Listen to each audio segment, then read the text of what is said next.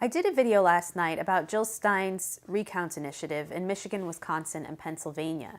I was hoping to give Jill Stein supporters the benefit of the doubt that they were simply not informed about why this recount is necessary, and hoping that once they understood the reasoning behind it, they might come to understand and appreciate it. But what I'm finding today is that people unfortunately are being willfully ignorant about it. And that's really disappointing to me. It's pretty upsetting, actually, because as we all saw during the election, how difficult it was to talk to people who are willfully ignorant, how even though you explain to them what your position is, and you tell them the facts and you lay them out in a way that should be easy for them to understand, they just aren't going to listen to you, no matter how convincing your rhetoric is, no matter how much your decision is based in logic, how much your belief is based in logic. We've seen this, and there were a lot of complaints during the election from Jill Stein supporters about Clinton supporters for exactly the same thing that I'm seeing a large amount of Jill Stein supporters doing right now. Jill Stein is being called a sellout. She's being accused of being in George Soros's back pocket.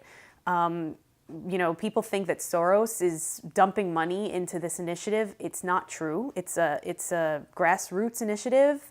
The average monetary donation is around $45 from individuals. People actually aren't allowed to donate more than $2,700 per state because we're still under campaign finance laws in this initiative. If people would bother to do a little bit of research, just a tiny bit of research, they would understand this. And one of the people who, unfortunately, who is someone I actually admire, who's just recently made a video about this very same issue, is Tim Black.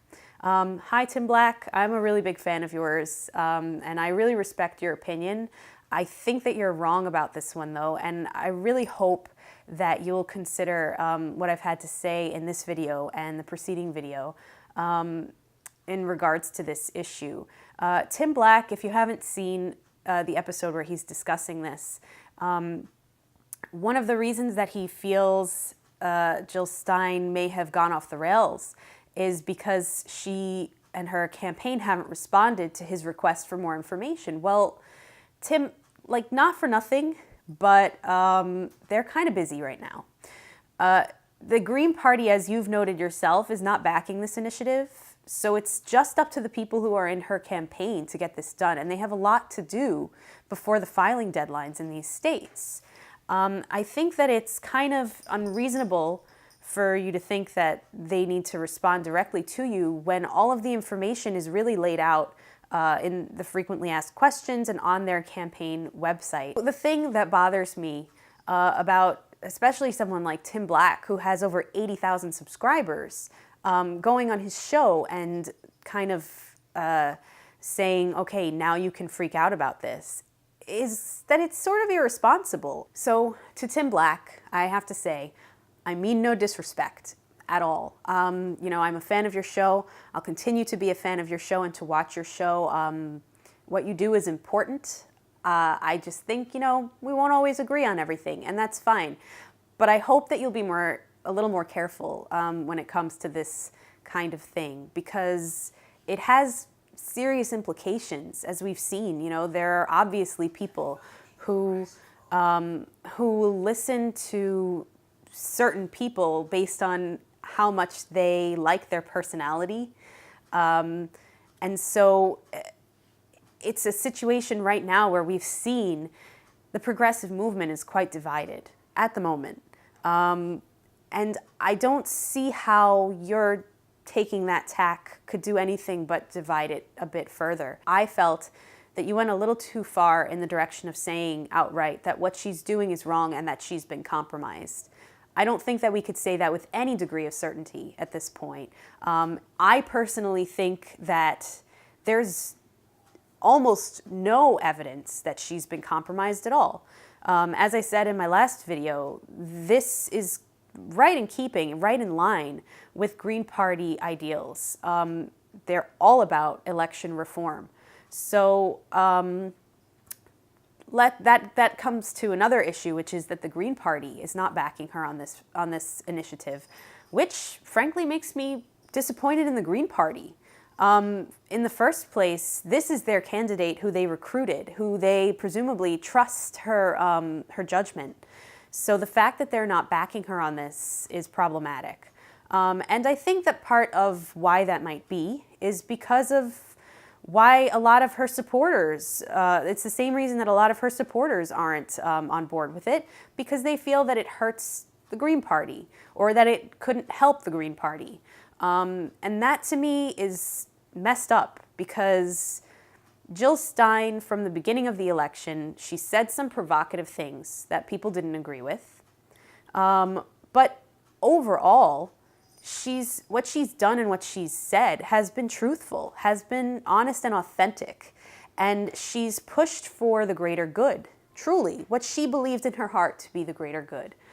I don't see why people think that all of a sudden that's not the case anymore, because they disagree with what she's doing and they're not even willing to look into it and give it a chance. It's like, it makes sense. If there's one thing that everyone should be able to agree on, no matter what your party politics are, it's that we should have fair elections that aren't able to be rigged, right? Don't you think that that's something that's useful, especially to a grassroots candidate who has no power? The only way they can win is through the will of the people. And what rigging does is it takes that element out of elections. It takes the will of the people away. It makes it so that what we say doesn't go. And that's something that we need to fight. Like I said, regardless of our party politics, it shouldn't matter which party you're a part of. You want your vote to count, right? Or do you not want your vote to count? Because if you don't want your vote to count, the way to get that is by what we're doing right now. It's by nobody saying anything, nobody speaking up. Jill Stein has always been the one to do the thing that's really not the popular thing, but is the right thing. And it blows up in her face a lot of the time, and she takes a lot of heat for it. I'm not someone who believes in personality politics, who believes in identity politics, okay? I was as much of a supporter of Bernie Sanders as anybody else during the primaries. I loved that man. He was on to something, and I agreed with him. I haven't agreed with him very much since the primaries. So I am someone who can look at what someone is doing apart from what they're saying. This issue, it makes sense. It makes sense for her to want to do this. It makes sense for all of us to support it. No matter which party we belong to, we're between a rock and a hard place where there's no good outcome right now. But we could have a good outcome in the future. In 2018, get more grassroots, progressive candidates into office. In 2020, maybe we really could have a grassroots-funded progressive in office in the presidency. We could have that, unless we allow the establishment to get away with rigging elections. I really do hope that people will consider the idea that maybe election integrity is worth fighting for, even if you don't like the outcome of this election. I don't know too many people who like the outcome of the election anyway, to be honest with you. I didn't want Donald Trump in office. I didn't want Hillary Clinton in office. So I don't know, maybe to me it doesn't make a difference. But even if that weren't the case, you can't just have election integrity when it benefits you. That's what's wrong with our society right now in a general sense, is that everybody is not interested in doing the right thing if it's uncomfortable or painful for them. That's a problem. And the fact that we all turn on each other like this over this kind of stuff, someone doing the right thing, and people are trying to tear them down over and over and over again. The bottom line is this: either you get to have election integrity all the time, or you don't get to have it at all.